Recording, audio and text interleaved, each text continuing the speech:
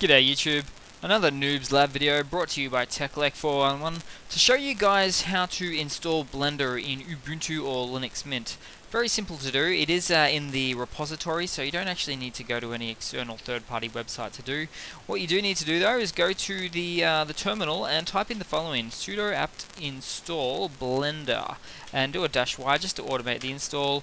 Throw in your password, let that complete, and once it's done, just check the applications menu, and there you go, you'll have it installed. So cheers guys, super quick video. Like I said, Blender is quite a popular program these days, especially for benchmarking. I find that people use it more to benchmark their CPUs as opposed to actually using the software itself. But it is a great benchmarking tool, and I just thought I'd show you guys that. Definitely open source too, unlike Maya or other of the other counterparts of that one there.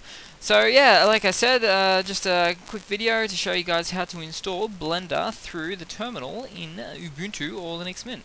Cheers guys, hope you've enjoyed.